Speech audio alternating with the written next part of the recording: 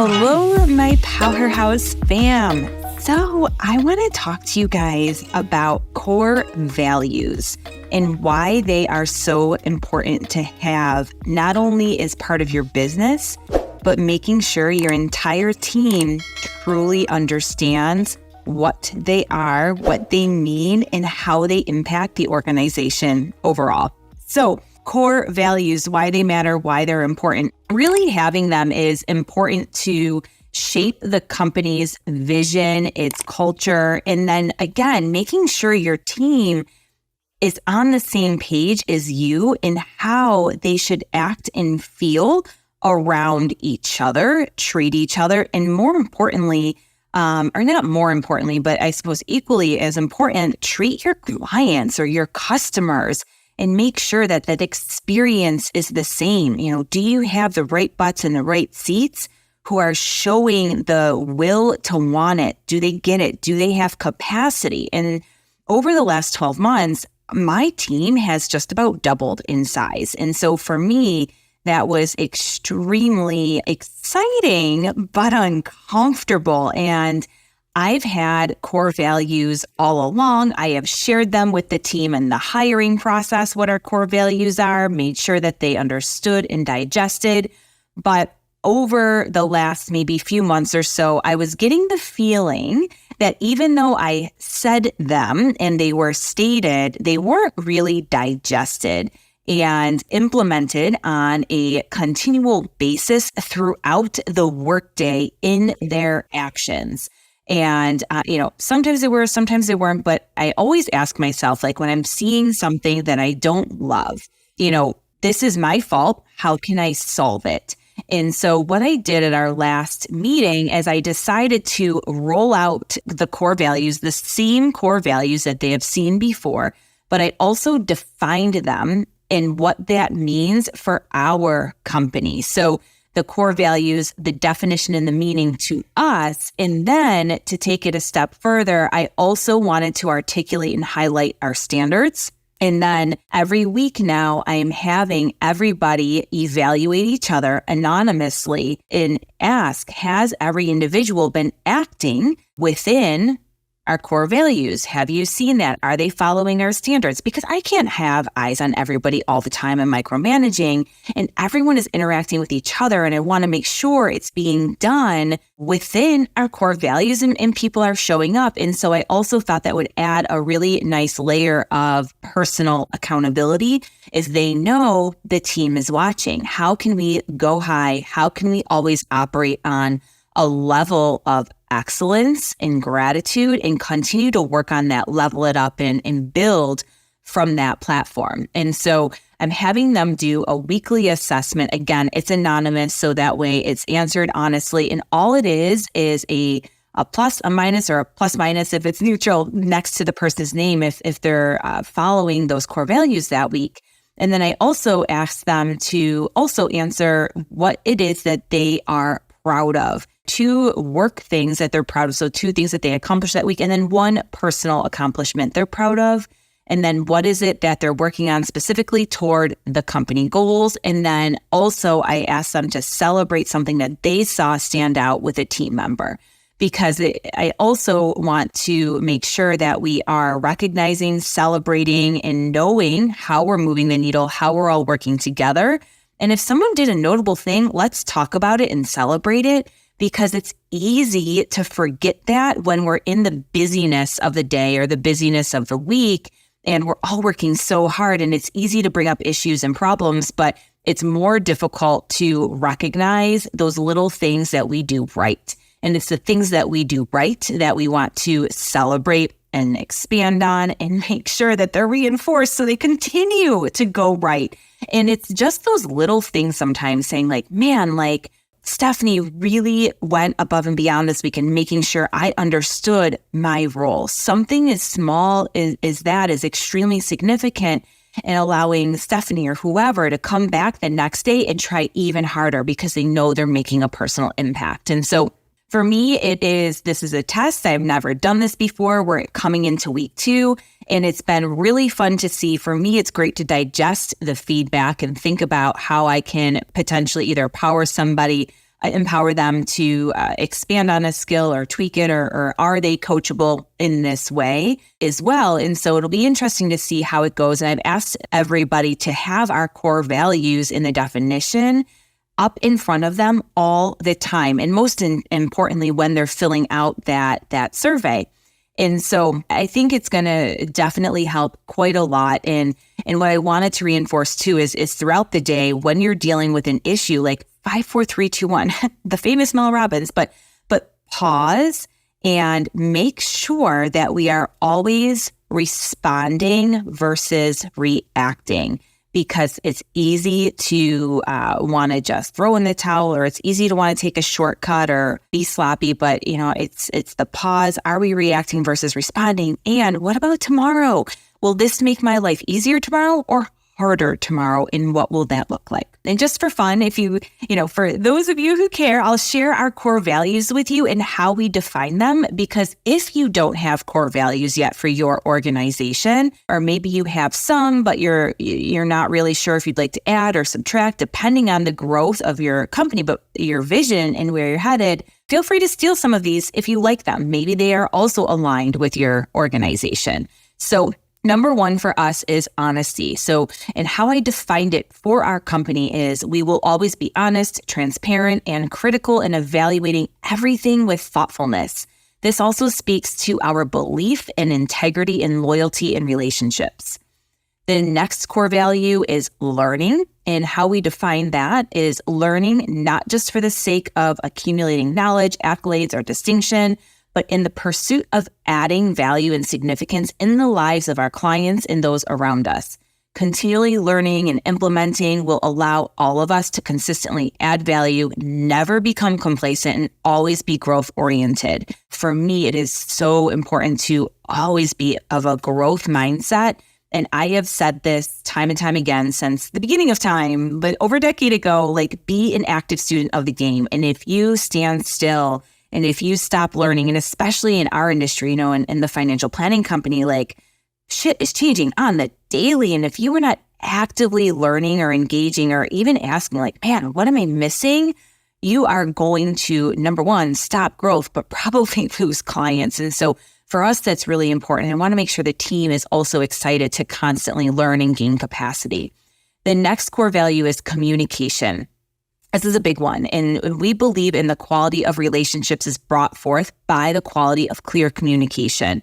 And we encourage voicing the thoughts for celebrations, concerns, frustrations, and all ideas freely and often to avoid future resentment, resistance, conflict, and to always bring forth new insights and perspectives. I want everyone on the team to always feel, number one, that they're included and we're in an inclusive, non-judgmental environment, but they are empowered to bring forth their ideas. What are we doing that we could be doing better? What don't I see or what didn't we see? And those systems should always be getting better or more efficient, if you will. So that is really important. And just new ideas in general, as we grow, there's always something fun that we can tweak or change or something different that we can offer to clients as a value add. And we will communicate even when it feels difficult or uncomfortable.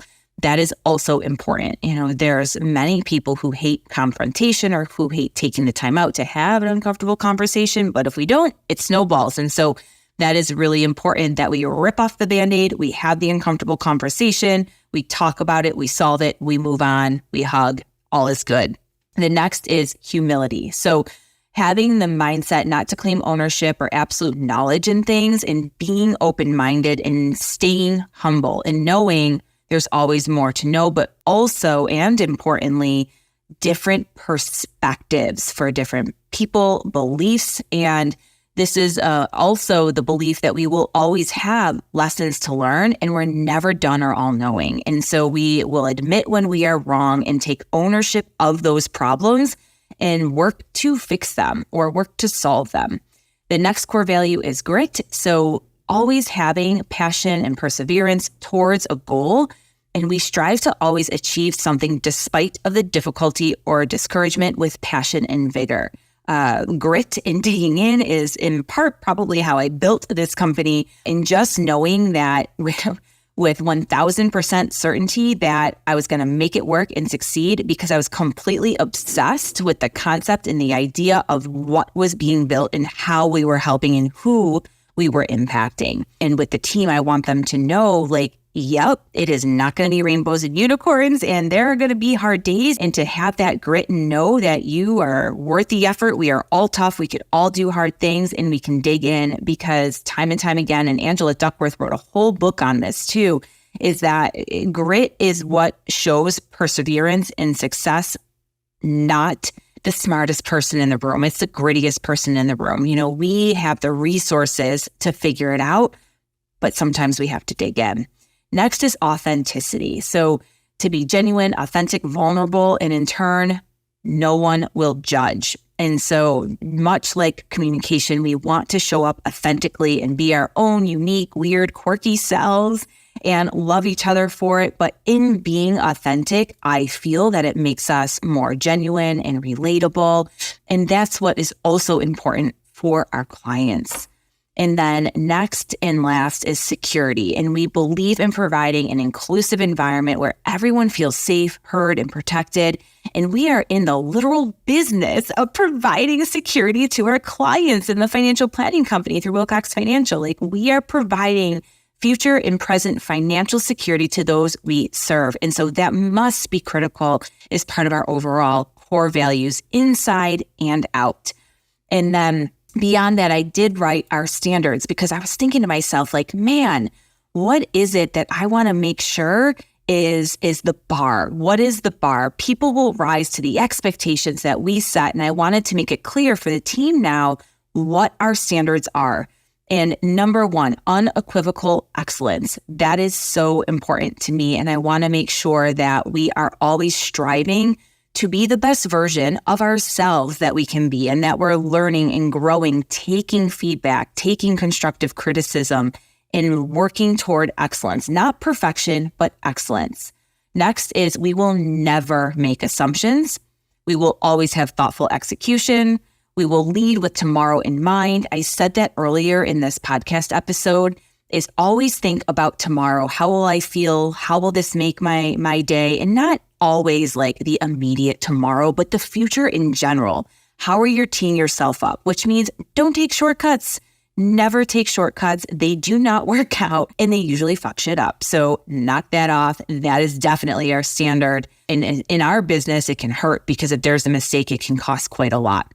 Next is take individual initiative. Our standard is that you will take initiative to dig in, to learn, to be better at your position, to take the initiative to want to grow and know more and help and ask the questions versus passively sitting there and just expecting for everything to always fall in your lap or the explanation. And for us too, and we're a small company and we're growing, like, we don't necessarily have a roadmap. So we got to figure it out as we go. And so I want the team to have, number one, to feel empowered to do that. I trust them to do that in their zone of genius, but they got to take the initiative to do it because no one else is going to do it for them. So they really have to carve that path in some ways. We give guardrails, but take initiative is important. And that's where brilliant things are born. I hire people smarter than me for a reason. The next is our standard is to treat everyone with respect and kindness. We may be different. We may have different beliefs, religion, political ideals. You know, we joke all the time. Miranda in our office, she is a vegan. We all eat meat. You know, we love her. We respect her. And there is never a form of disrespect for anything. That is obviously a very light surface level example, but everyone should feel that way, clients included. And then next is be hungry for achievement and continually striving to be better.